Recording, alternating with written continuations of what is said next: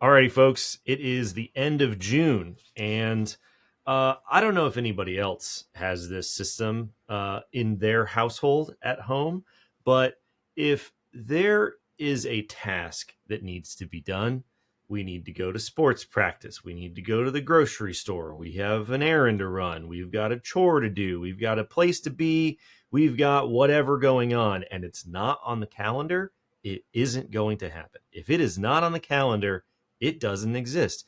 And I don't think I need to explain to most people listening to this podcast, if I forgot to put something on the calendar and just, I don't know, assumed it would get done, there would be hell to pay, right? That's not how the system works. Put it on the calendar if it needs to get done. Otherwise, it's your fault for assuming, right?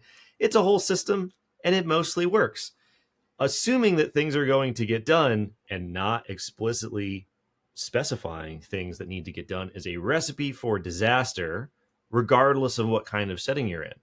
And that's my best attempt at a gentle introduction to today's episode, where we're going to talk about the scourge of NFO controls. Yes, Jason, question. Raise his hand.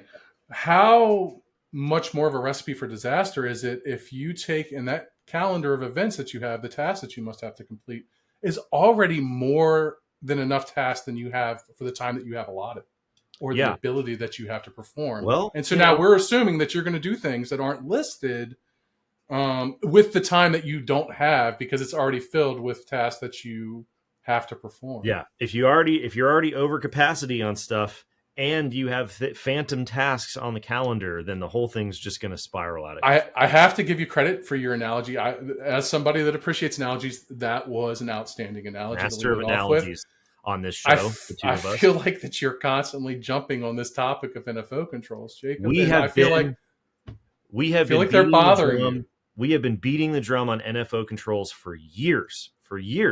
But even before the podcast, if somebody just let me for some reason on some other podcast, I'd be like, have you heard about NFO controls? Alert, big problem.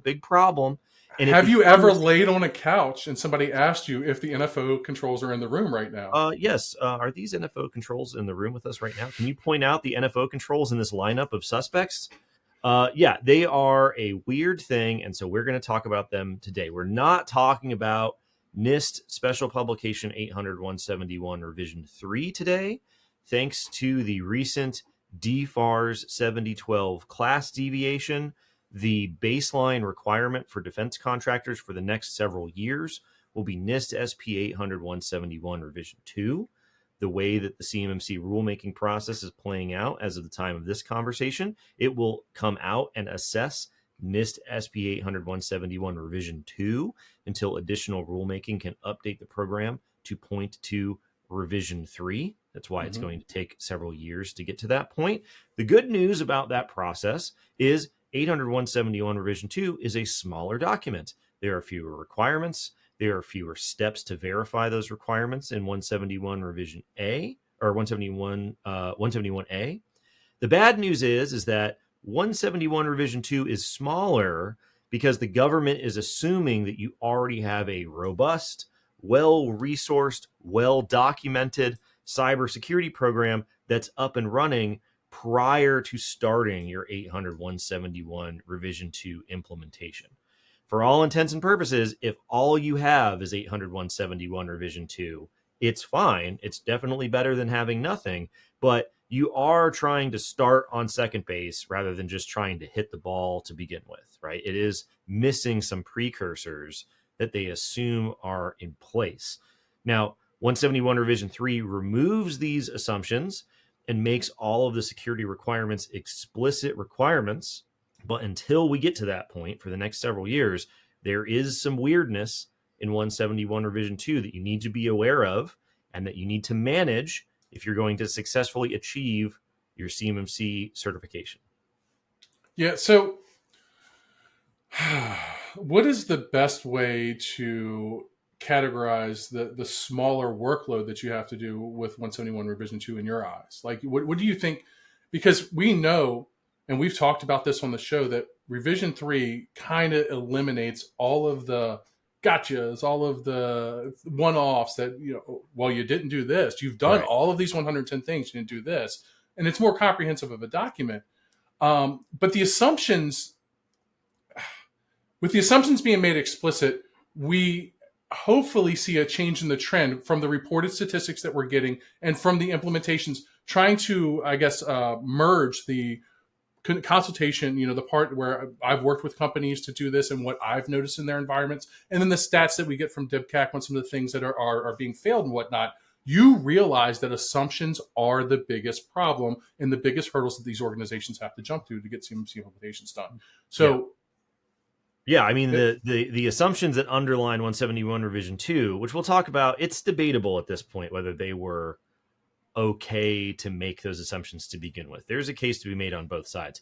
The problem is that a lot of the assumptions that are in the document are things that, unless you read the document very closely and one of the appendices at the end of the document, and then go to 853 to see what those individual controls are, you're missing some distinct security value, and you're not going to pass an assessment, because a lot of those assumptions are the things that you need to provide to prove that you're doing the rest of the stuff in the document. But let's just sort of talk about this process of making the assumptions to figure out how we got to this point, and then we can go through a bunch of examples of the assumptions that get made.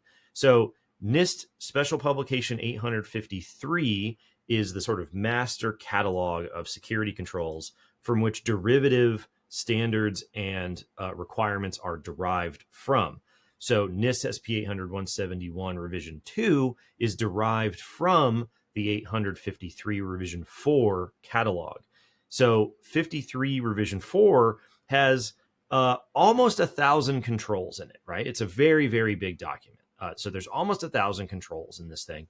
And there's a subset of this catalog known as the moderate baseline. And the moderate baseline has 261 security controls in it. So we went from almost 1,000 down to 261, because it's like we've talked about before, the 853 catalog is like a dictionary that you pick from. It isn't an entire set that you implement the entire thing. That's not how it works. So the moderate baseline is just 261 of that selected controls from that 1,000 control catalog. And you can see the entire set of controls in the moderate baseline if you go to the back of 171 revision 2 and look at Appendix E. They have the list of all the controls from all the families from the moderate baseline. So since 2015, when 171 was originally published, only 126 of those 261 controls from the moderate baseline have been determined to be directly related to protecting the confidentiality of CUI. Sometimes you'll hear us refer to these as CUI controls or CUI requirements, because in Appendix E, the ones that are relevant to protecting CUI confidentiality have the tag next to them, CUI. They're CUI protection controls. But that's only 126 of these 261 controls. Now, they show up as 110 requirements, which is something that we've talked about in other episodes. This is something we talked about at Sum It Up Live at CS2 Denver. The tailoring process, they took some of these 126 controls, they merged them together, they took some parts out, they really obscured what was going on in order to make this big block of 126 things down into single sentence requirements. There's only 110 of them. But that's not really what we're talking about today. Just realize that the 110 requirements in 171 Rev 2 represent 126 controls from 853 Rev 4 out of a set of 261 in total. So what about the other 135? We're talking about 126 here. What about the rest of these controls that are not CUI controls? They're not related to protecting CUI, so we shouldn't have to worry about them, right? Not quite, right? So some of the controls of this remaining 135 are categorized as Fed controls. You can see this in Appendix E. There's about 18 of them. These are controls that are determined by the authors of 800-171 to specifically be the responsibility or the problem for the federal government to worry about. In federal environments, these are controls that would need to be implemented for protecting CUI, but 800-171 is a document of requirements for non-federal organizations. So we were able to go from 261, we got rid of about 18 of them, saying, well, these are just for federal environments. You don't have to worry about them, which is great. That means that we have fewer things to do from the moderate baseline. A bunch of controls, probably the majority of this 135 controls by far, are categorized as NCO controls. You can see the tag NCO next to several of them in Appendix E. These are not directly related to protecting the confidentiality of CUI. So we have CUI controls directly related to protecting CUI confidentiality.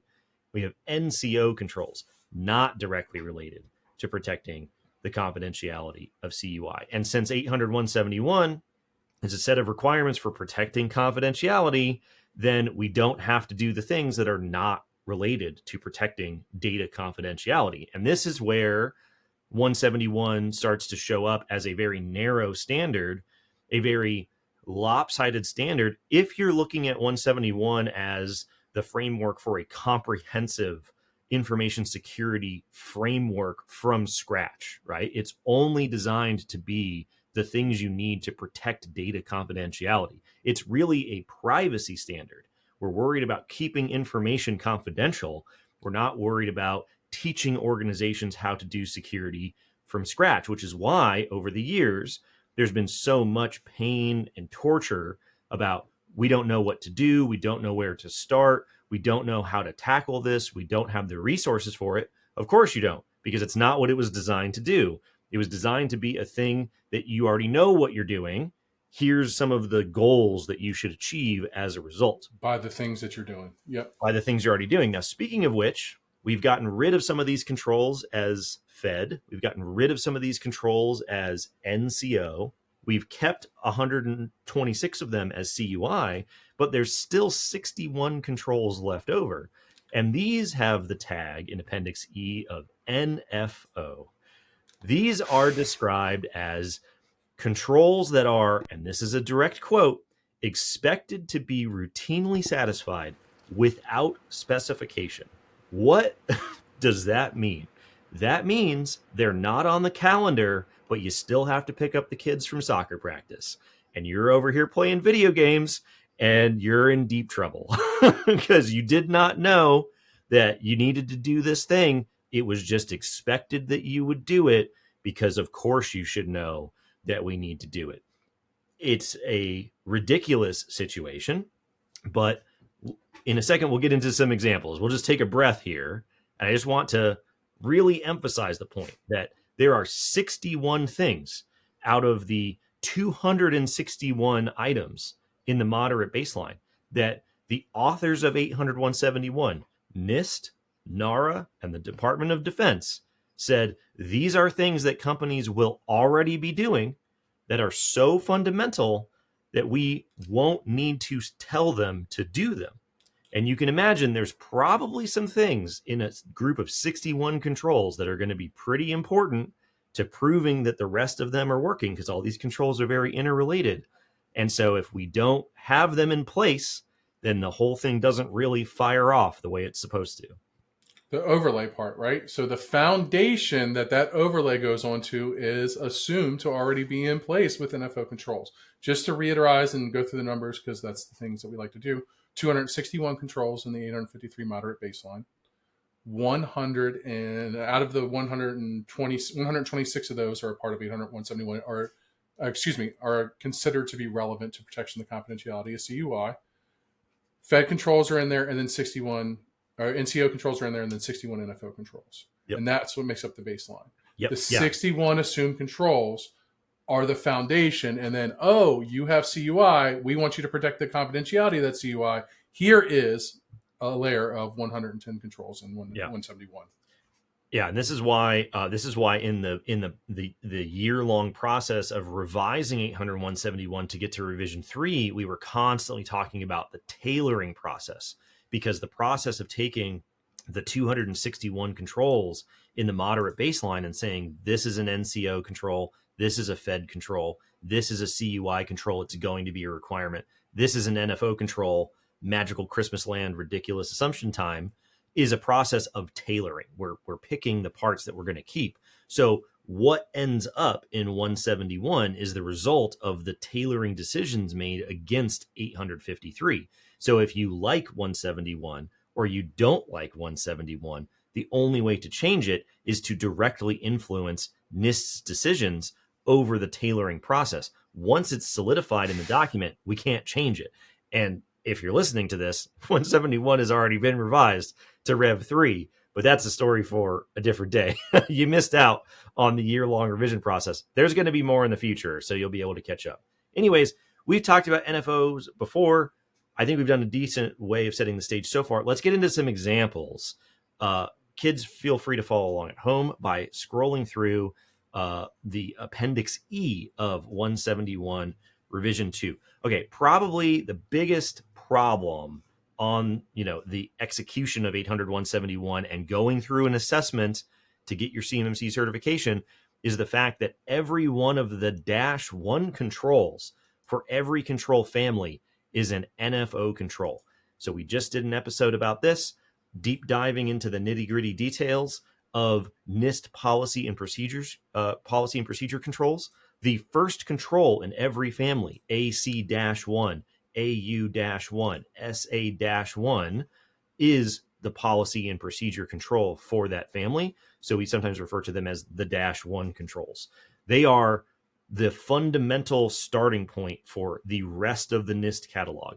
Every control in a control family orbits around the -1 control for that family, right?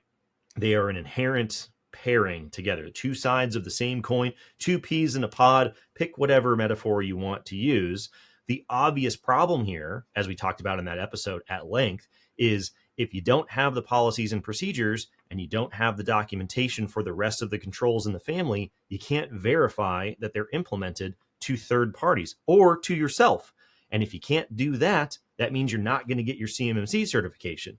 So this is an assessment to prove that you've implemented 800-171, but they don't explicitly require you to have the thing that you need to prove that you've implemented 800-171 because we assumed that you would have it.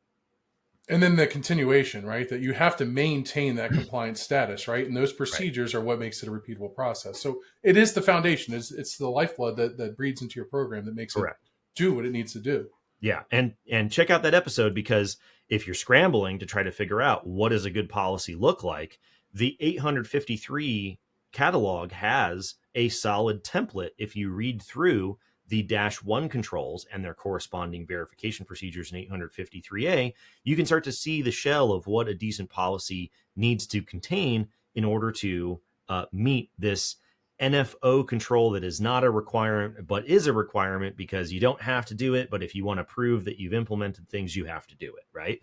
So this is why we talked. I mean, this was the number one thing that we gave as feedback to NIST. This is the number one thing that we griped about in the lead up to the revision process was you have to get rid of the NFOs. If you want somebody to do the thing, you have to put the thing in the calendar. If it's not in the calendar, it's not going to get done, and everybody's going to yell it. Can you tell I have some baggage about missing calendar tasks? You have to put it in the calendar if you want it to get done. We're all very busy. Yeah. So when we get into, actually, I want to move on into the next point, because when we get into the next point, I kind of have an example or something I want to say with regards to it. Sure. So another example here. Sorry for that awkward pause. I was like, I was taking a breath, like, hey, it's a live show, guys. What are we going to do here? It's all live. It's all live. Yeah. So another example, and you'll notice a pattern with a lot of the NFO controls, not all of them. A lot of them are documentations, records, proof that your controls are implemented. So one from the awareness and training family, nice and simple. You've got some basic awareness and training requirements. Very effective control from a security perspective. Very easy to accomplish, sort of a universal, evergreen, perennial requirement and security control. And one of the NFO controls out of that family is the security training records for your personnel. So like we said, the document 171 Rev 2 has a bunch of awareness and training requirements, but no explicit requirement to actually maintain any proof that you've gone through the training. So this is pretty obvious. People are going to show up Maybe we're going to start the assessment by asking some easy questions. You guys do awareness and training? Oh, yeah. Cool. Do you have some records that show that you've gone through awareness and training? No. Okay. So the entire reason we're having a CMMC assessment is because self-attestation doesn't work. And so if the assessors show up and you're just attesting that things have happened, you're missing the point. We have to prove that these things have happened. We have to give the assessors, and by extension, the government, assurance that you're doing things to protect the government's data, the CUI that you're handling. And so, according to the authors of 171, of course you would keep the training record that you had gone through, the training uh, for security and awareness, because why wouldn't you keep it? How are you going to prove that you went through it? So for a lot of organizations, they go through it and they don't think anything of it. Remember, a lot of this stuff is about proving to other people that you have done it. And if it's only in your head, that's not good enough proof. So, Jacob, I like to call this if a tree falls in the woods, like that type of evidence, right? Like the evidence that you're trying to accumulate or the governance that you need to prove your implementations. This is one of those things that's hidden within the NFOs, right? Little bits and pieces like this of things that you should be doing to prove the implementations of the controls that you have to do. That's there. And it's the things we talked about in a previous episode, the quality of policy and procedure templates that you get from vendors and stuff like that, if it includes any things. I will tell you that if it's a policy and procedure template, or if it's a documentation template package that you're getting from the person, and it just contains strictly policies and procedures only, it's not a full documentation kit, right? It's just policies and procedures, right? Because there are so many. Because there's so many things that need to be done. They're like, yeah, we've got this great training program. We use Know before we do this, blah, blah, blah. Okay, so how have you been executing? How is it going? Where you keep imagine that you're gonna go to your accountant and do your taxes at the end of the year, and they're like, you got a receipt for that? And you're like, no. And you're like, yeah. Oh, I mean, I know you spent the money. I donated $1 million to church, right? What is the lowest acceptable amount that I can donate to the church, or the highest acceptable amount? Yeah, I did that. I have a receipt somewhere. Right? I'd be like, I donated a lot of stuff to Goodwill this year. It was like $150,000 in clothes. And be like, we're going to need to see a receipt. Okay, some other interesting examples. This was a very contentious inclusion, and then it was taken out, and then it was included again in the revision process of 171 Rev 3. It is assumed by the authors of 171 Revision 2 that you are routinely and regularly using independent assessors to independently verify that your control environment has been implemented correctly. Because you're spending money on these controls, you have some sort of inherent interest in protecting your company, in protecting your company's IP, in whatever. And so you spend money, you pay people to implement these controls. How do you know that any of your controls are implemented? How do you know? Where are your receipts that these people that you're paying, these IT people, we don't know what they do. They're just in the closet all day long with their blinky lights and their devices. We don't know what they're doing. How do you know that anything has happened? You would have to have some sort of independent assessment, right? So they assumed, of course, you would have an independent assessment. And if you've gone through an independent assessment, you've got a bunch of proof that all your controls are implemented. So it won't be a big deal if we show up and just ask for you to give us the proof that you gave to them. No big deal, right? Well, it turned out that was actually not happening, and proving that things were implemented was a big problem. Some other examples. Restrictions on external system connections. The control CA35. The organization employs allow all, deny by exception, deny all, or permit by exception policies for allowing an organizational defined information system to connect to external information systems. What is your policy for allowing your information systems with CUI on them to connect to external information systems that you don't control? Do you have a policy for that? Have we thought about that? This is a very good example, I think, of showing how we get to pick the answers that are on the test, but you have to answer the question to pass the test, if that makes sense. So here, in this one, they say we have to have a policy for this CUI system to connect out to an external system, and that policy might be allow everything. We have no restrictions whatsoever. That's not a good policy, but technically that could be your answer. The problem is if you have no answer, if you've done no thinking about it whatsoever, then it's a huge problem, because there's obviously going to be related questions to what kind of external system connections do you have? What are your personnel doing when they connect to external systems, that are going to rely on this decision that you won't be able to answer? So, devil's advocate, how are you going to mark me negative for not answering a question that's not numbered on the test? Well, that's the problem, right? That's the problem, is they won't mark you for not having this control implemented because it's not a requirement. But if there are other pieces of information for proving how you're managing external interfaces, how you're managing external connections, how you're managing connections to your MSP in and out, right? Then things like making this decision up front are going to provide you with the information that you need to answer those other questions. So a lot of times what ends up happening is, if you start with the requirements in 171, you end up reversing and working backwards to decisions that are in the NFO controls. So a lot of times it's easier to start with the NFO controls, make those decisions, and then go with all the requirements that are in 171. That's probably not realistic for most people. I know. Probably not realistic for people to start with the 853 controls in the NFOs. Just realize that if it feels like something's missing, and that's going to feel, you're going to feel like that pretty often when you're going through 171, it's probably because there was a step or a decision that's supposed to happen before in the NFO controls beforehand. So just be aware that that's probably where that information is. And if you're feeling sporting, that things might be easier if you go the long way, rather than just dive directly into 171. It's kind of like the order of operations, right? In math, right? Like, you first and foremost, you have to learn how to add, subtract, and multiply and all that first before you get into order of operations and things like that. But when you get into order of operations, if you don't do it in that PIMDOS, I know that everybody knows Wow. that. PIMDOS. Please, Wow. yeah, dog. Please excuse my dear Aunt Sally. Like, but yeah. So if you don't do it in the right order, you don't get the right answer, right? And I think that this is the perfect example for that. Added addition and subtraction reside within Appendix E of 800-171 Revision 2. The foundations, the addition and subtraction things that you need to do in your compliance program reside there. If you don't learn that in the basics of the numbers, you can't get into the order of operation stuff that you need to do for the overlays. Yeah, I totally think that's the right way to think about it. And this gets to the point of, you basically showed up in algebra class and Mm-hmm. you didn't know your order of operations because it was assumed as a prereq that you had learned PIMDOS. This is actually a great metaphor here. So going to algebra class expecting to learn arithmetic is going to be real painful, right? You're probably not going to do well.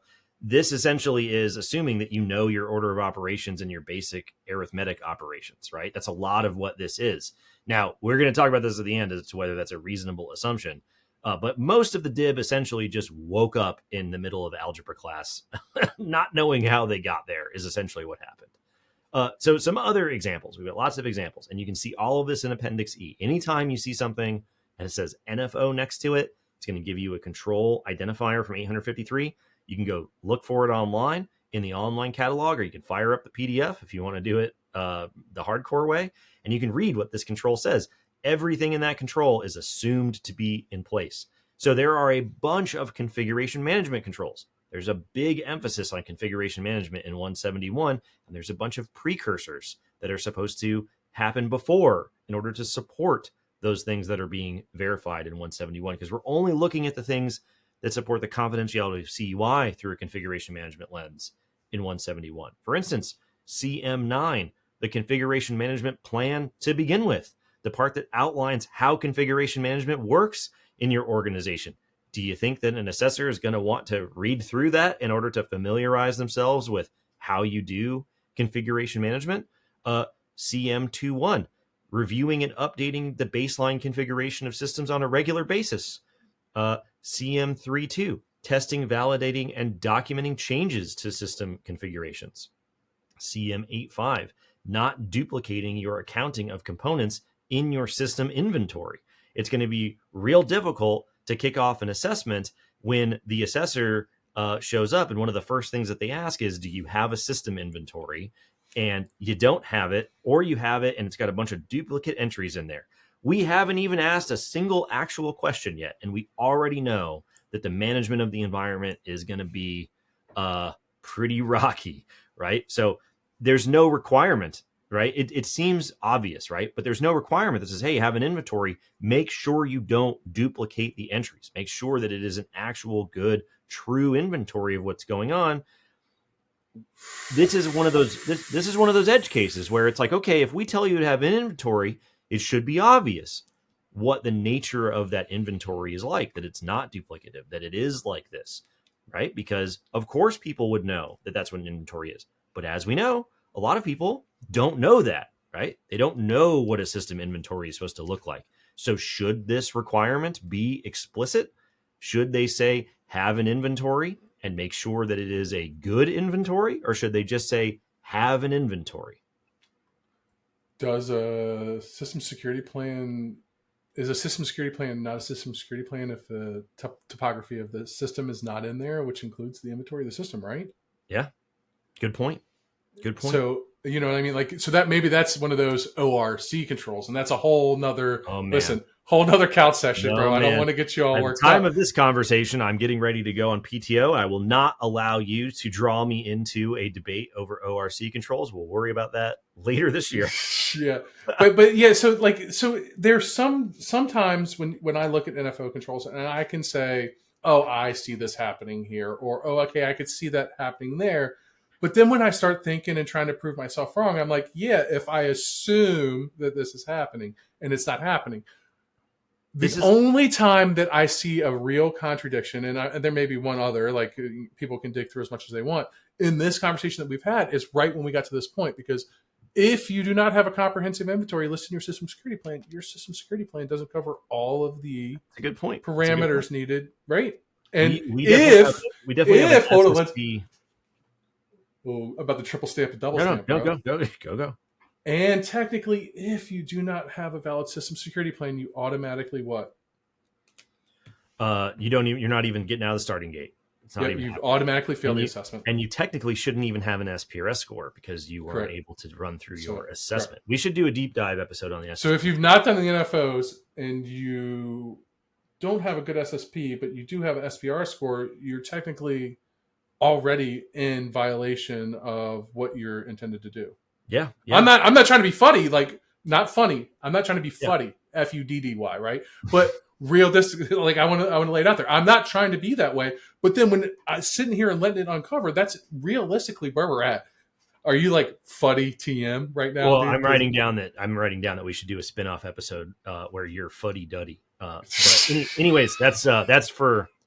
Well, we got to slide that under the door for Dustin over there for the creative team to work on. Okay, anyways, the idea with the have non-duplicate entries in your inventory is basically like telling somebody tie your shoes, right? And then being like, make sure you tie them tightly, make sure you double knot them, right? These are extra things that we didn't tell you to do. You ever see people? That's assuming you know how to tie your shoes, right? If I just assume you know how to tie your shoes, I assume you should tie the knot tightly. I assume you know that we should do some sort of special knot or something like that, right? I'm just saying tie your shoes. Here is a good example of us being like, well, how do I tie my shoes? What knot do I use to tie my shoes? Does it matter if the knot is droopy and open? How tight should the knot be? A lot of the NFOs are stuff like that. Have an inventory. Make sure you don't duplicate the entries. Here's a good example, an incident response plan, right? The idea that you wouldn't have an incident response plan is pretty insane because it's only a matter of time for basically everybody before something happens, a misconfiguration, an accident, something malicious, some insider doing something crazy. There's a million different ways that things can pop off. So having a plan for what you're going to do once that happens is kind of self-obvious. Or is it, right? Is it obvious that you should tie your shoes if you don't know how to tie your shoes? So there's some examples here of some basic, we should categorize these as CYA instead of NFO. Get it? Ask your parents, kids. So PL4, rules of behavior, and PL41, social media restrictions with regards to people working with CUI, right?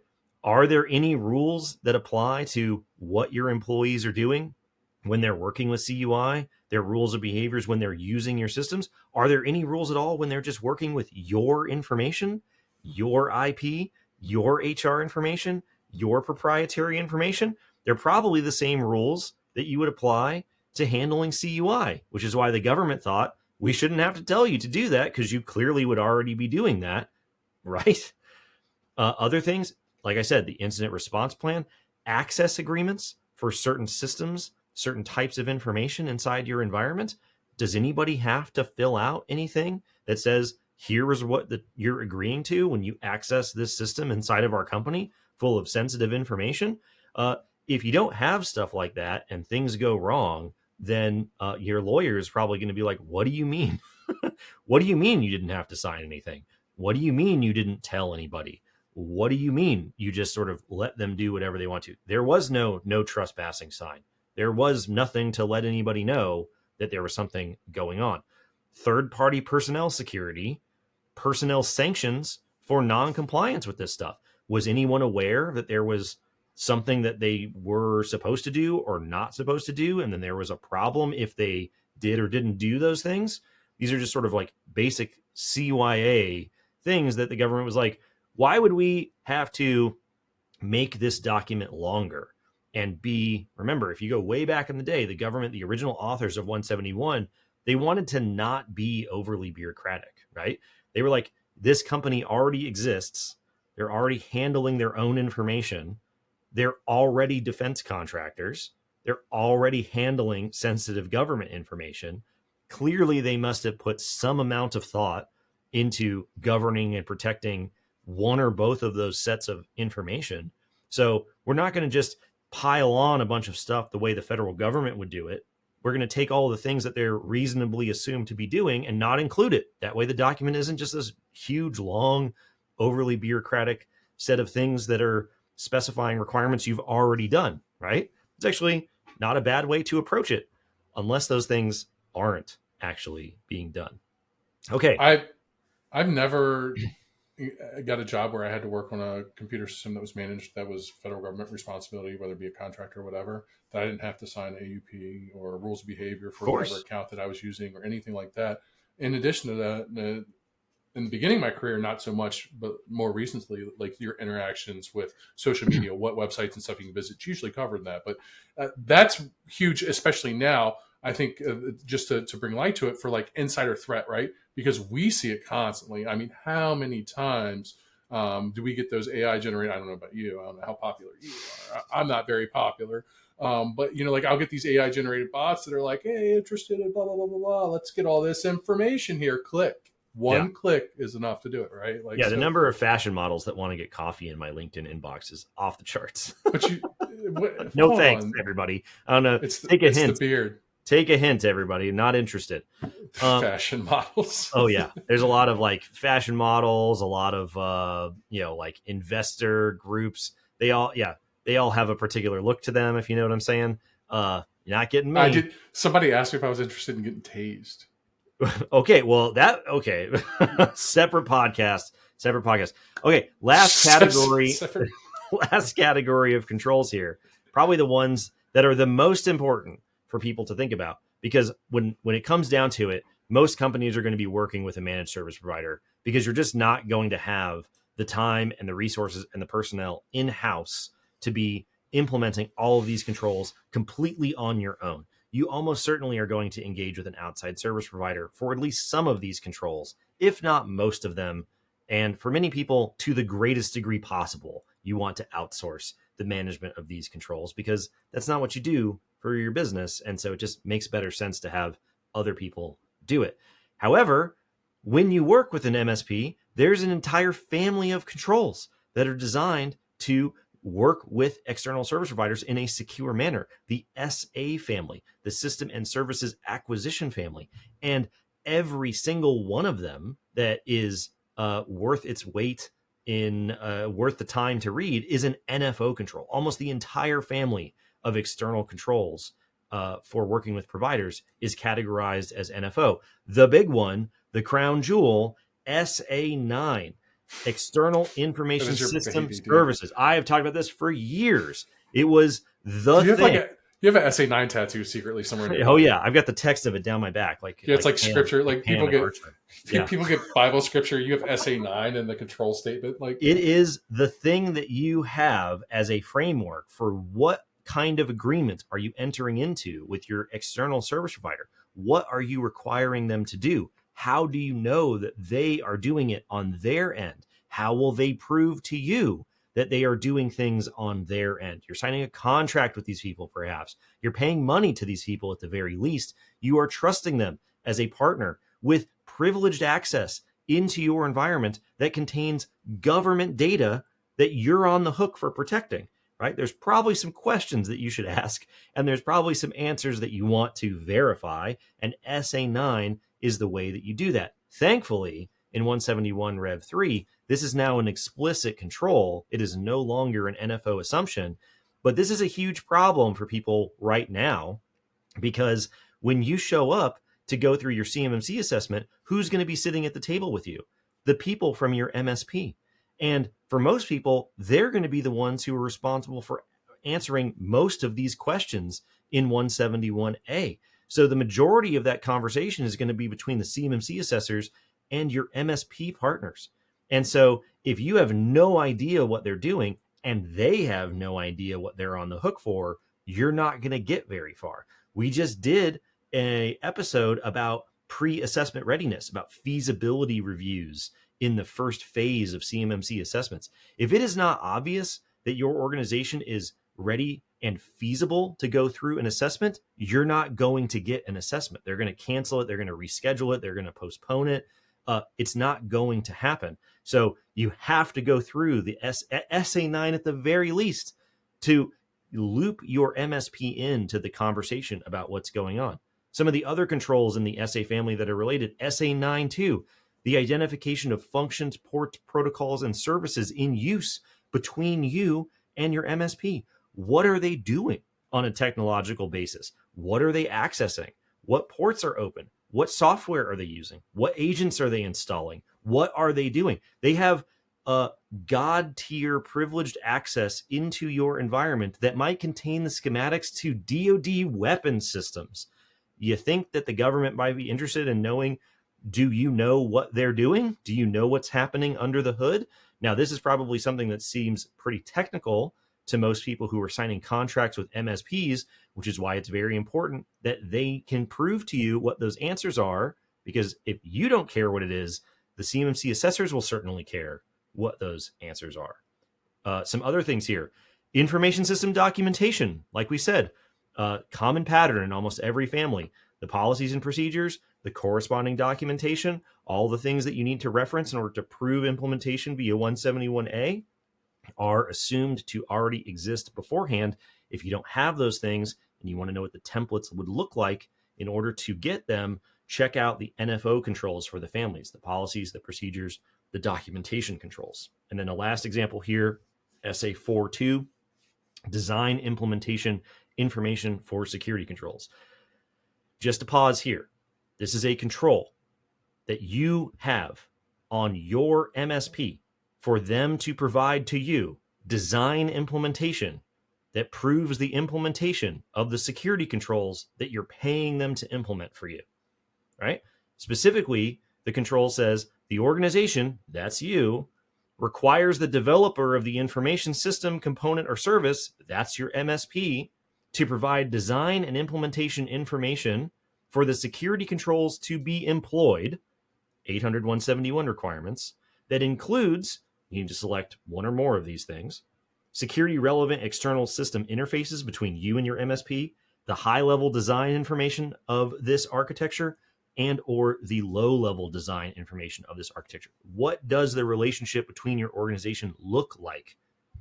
In addition to that, you also need to pick what the organization defined implementation information is. What do you want from them, right? What level of information is considered for you to be satisfactory?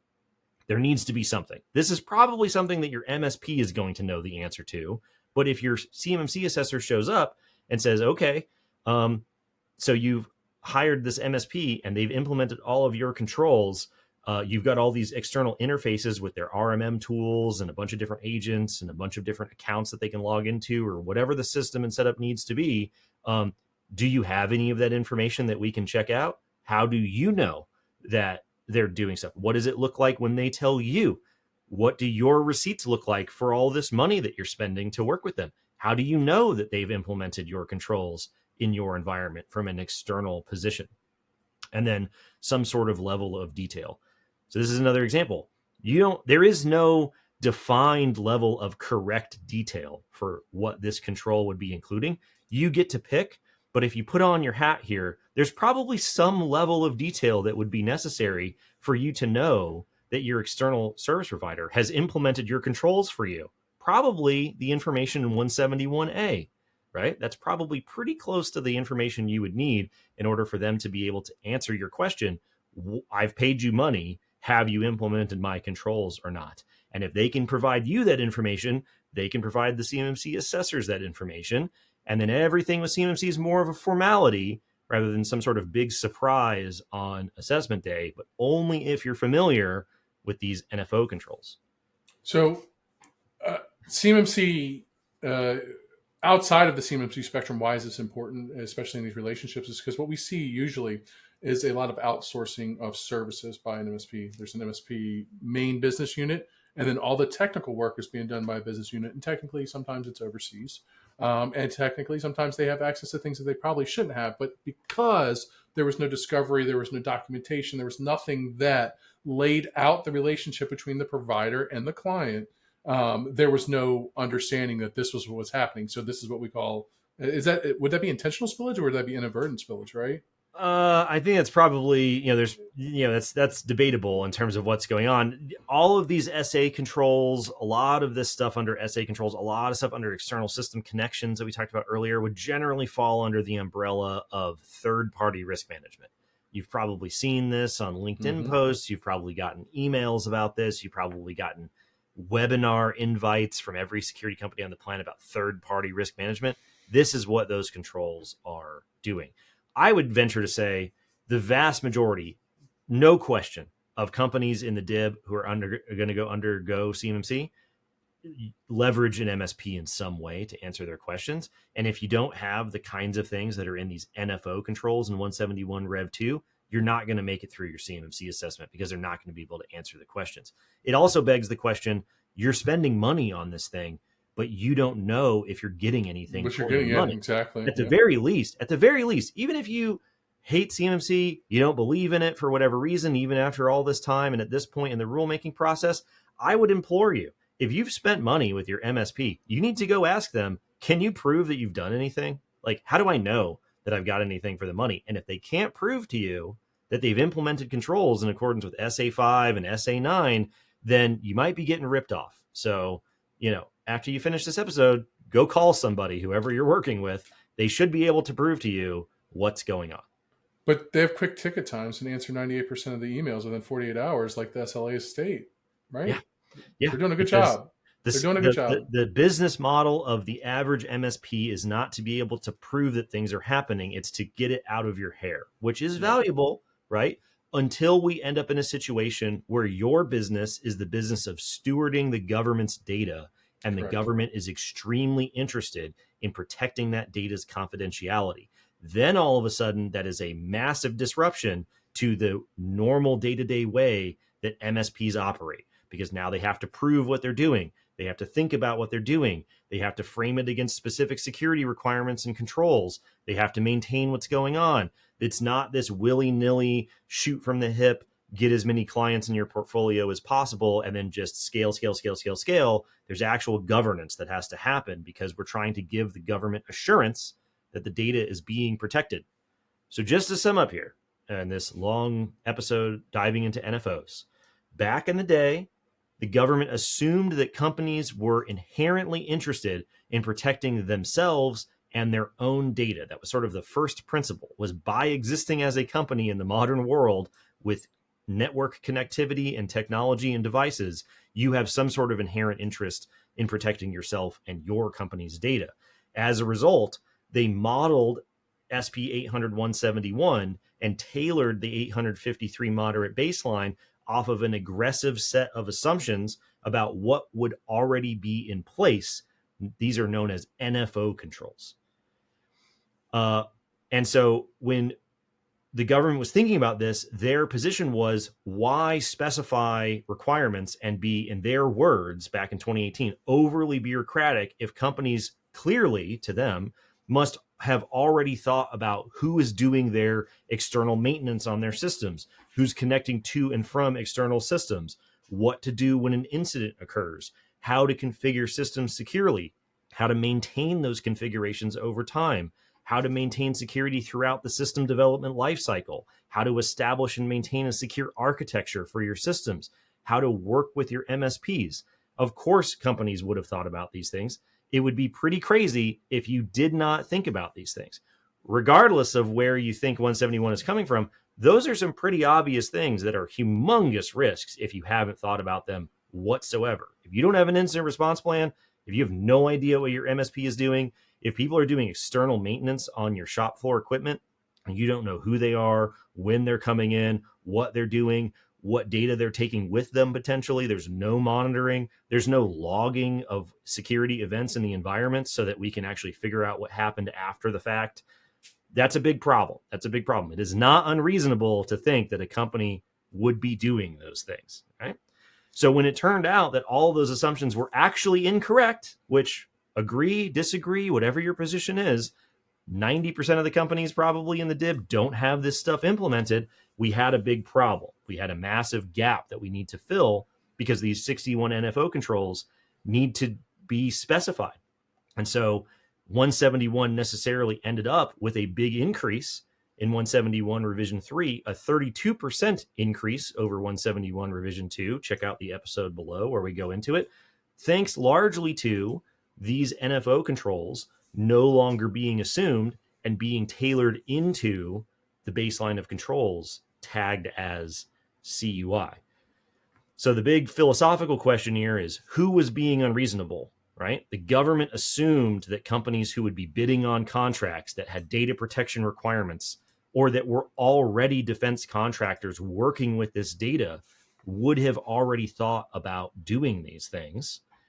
Was that unreasonable? Or was it unreasonable that companies bidding on contracts to handle sensitive weapon systems data and having external connections and having their employees' data or whatever were doing basically nothing at all to protect it? Was that reasonable?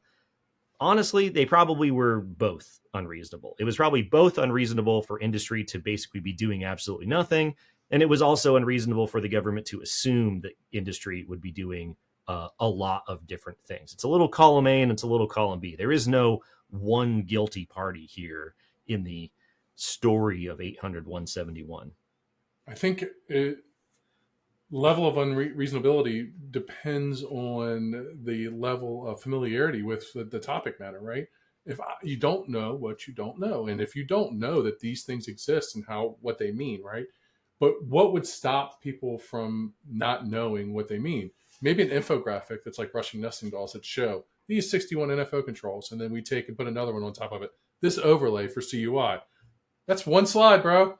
Yeah. Maybe two if you want to get fancy and throw in some transitions or something. But like, it could be. But do you get what I'm saying? Like, I think that the unreasonable party, I don't think there's an ability to point fingers here. And the reason why is because I think everybody, there's room for everybody could have done more, right? Everybody could have given a little bit, hey, or communicated, this is the problem. We really don't know what's going on. And I'm not saying that people didn't. I'm just saying that for some reason, this is what we have. And this is the thing is, to CMMC's credit, I know everybody hates it, but to CMMC's credit, this was a problem before CMMC. Industry was doing nothing. Government was assuming that industry was doing everything, and we went about our business for years and years. You could realistically say this is the problem that led to CMMC because we were validating the attestations, right? Correct. You're validating the attestations, and you're like, hey, where's all this stuff? Like, you're failing all these controls, and the reason why when we come through and validate your stuff is because you don't have an inventory. Yeah, you don't have documentation. Well, right? that problem led to CMMC, but for the rest of the world that didn't know that those things were happening in those situations, they didn't become aware of this problem until CMMC showed up. It wasn't Sure. until the rule was published in 2020 and they said, we're going to come assess you. And they said, okay, for these CMMC requirements. And they go, no, for all these requirements that you've already attested to implementing. And all the requirements that you've attested to implementing are based off the assumption that you already have a security program. And people go, why is CMMC making me establish a security program? Why is CMMC making me implement these controls? That's not what CMMC is doing. CMMC is there to make sure that you did the controls. It's not making you do the controls, but that's the way that the cookie sort of crumbled, because if nobody was aware of what was going on, all of a sudden you're in the forest and you're like, is that a tree? And then it falls on you, right? Okay. So either way, So that's a regardless good of who you callback. think, That's a good yeah, callback. there you That's go. a good Got it. callback. Got it. Yeah. Nice and smooth with it. So, who do you think the unreasonable party was? Let us know in the comments below. Lord knows that on recent episodes, people have let us know that they think we are the unreasonable party. So do you think the government was being unreasonable when they made the tailoring? Do you think industry was being unreasonable? Do you think that we're out of our minds and we're the unreasonable ones? Let us know. Either way, it really doesn't matter, because we're all stuck with 800-171 Revision 2, Appendix E, NFO controls in all their absurd glory for the next several years. And the first wave of CMMC will be against 800-171 Revision 2. Love them, hate them, agree, disagree. You're going to have to understand them. You're going to have to deal with them. It's a lot more work than it needs to be, but that's just the way that it's playing out. So that's the story of NFO controls. All right, folks. See you next week. See you next week.